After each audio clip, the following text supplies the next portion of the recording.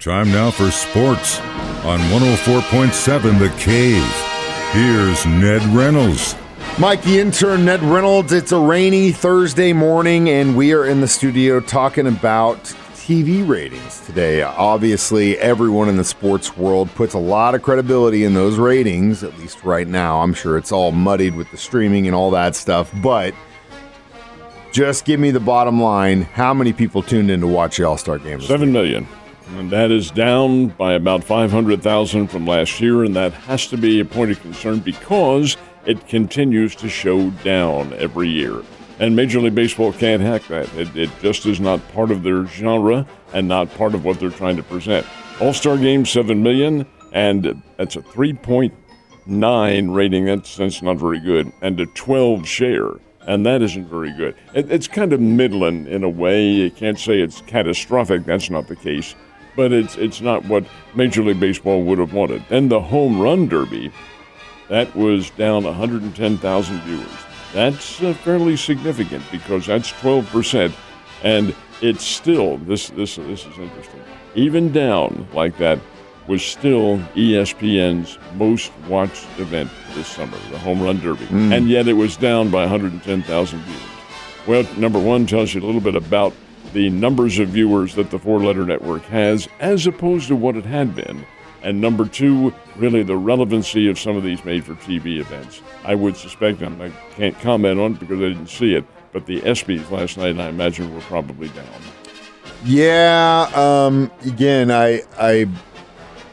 it's all relative. So right now, it's their highest rated thing. But again, I think for big baseball guys, it just becomes regional. And right now in the state of Missouri, with the Major League Baseball teams doing what they're doing, a lot of people have kind of been like, eh. Part of it, Mike, but part of it is also the great numbers of TV outlets that we have now with what used to be cable and what used to be satellite, but now is streaming. You have your choice.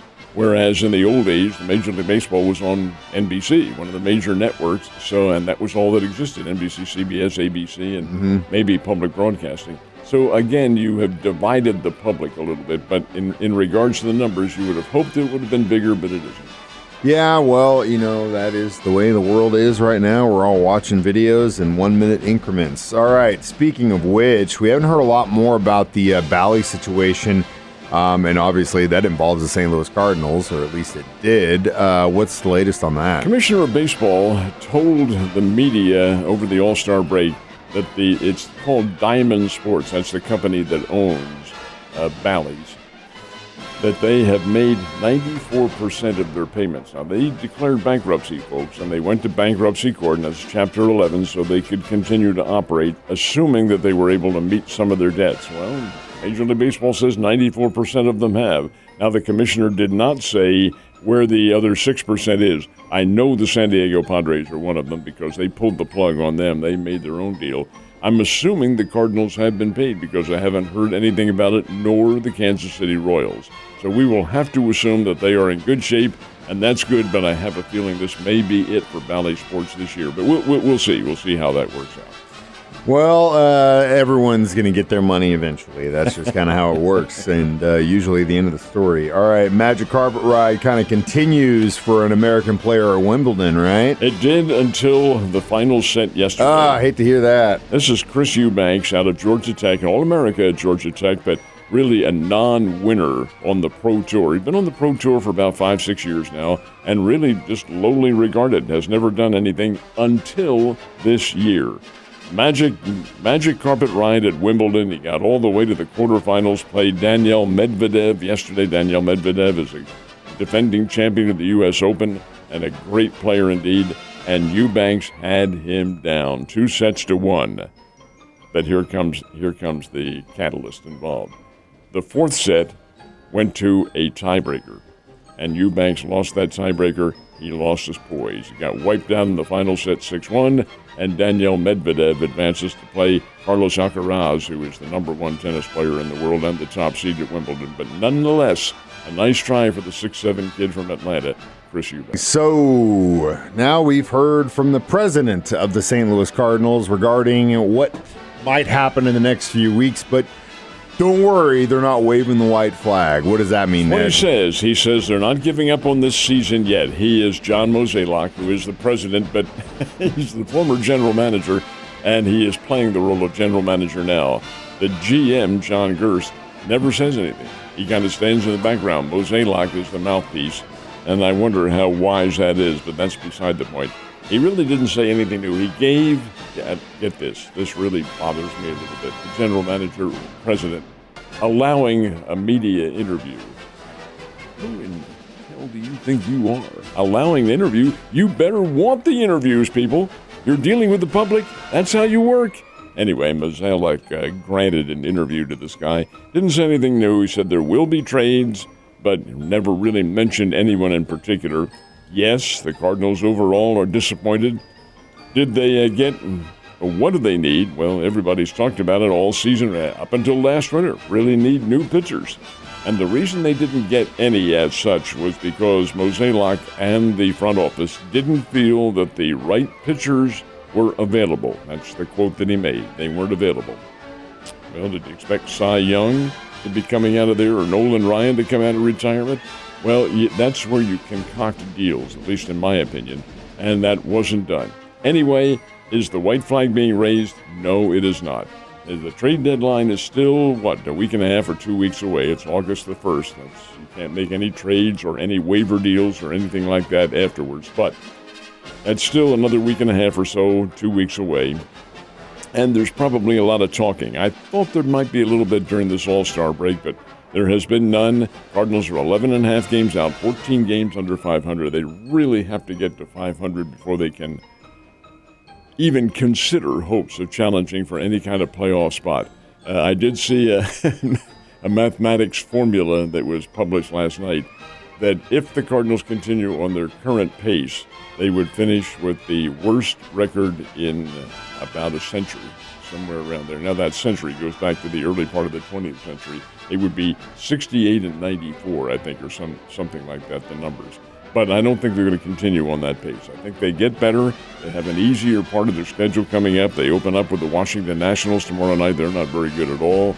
Miami Marlins come in. And then the Cardinals go to the Chicago Cubs into Windy City to play, and they're certainly very beatable. So we will see what happens and whether or not the Cardinals can put together any kind of stretch run here and maybe get better all of a sudden. You know my thoughts. We shared a little text yesterday, and the comments by Mo is that, we're not done yet. Don't stop buying tickets. But yeah, I mean, come on, dude. I don't want to get into it, but also the whole allowing thing. The St. Louis Cardinals organization is notorious for not being super cool to journalists that aren't super cool to them. You just hit it right. So that's why that is the way it is. But they better be.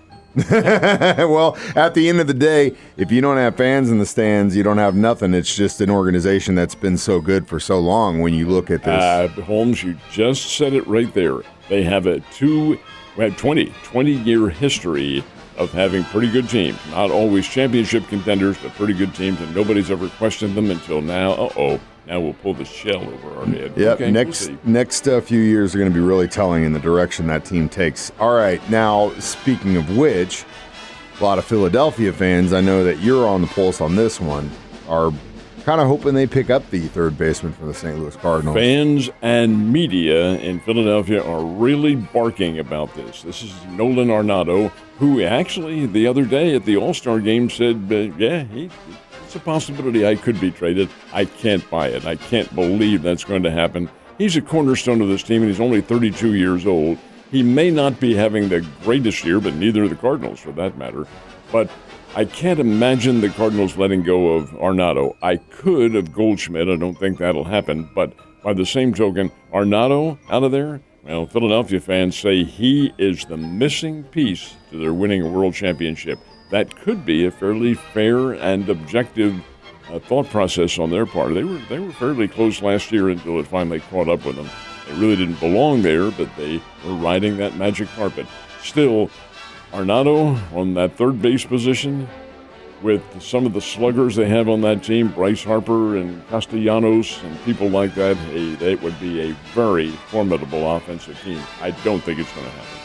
Fingers crossed it doesn't for Cardinals fans. All right. Obviously, baseball is a huge sport in some countries in Asia, Japan specifically.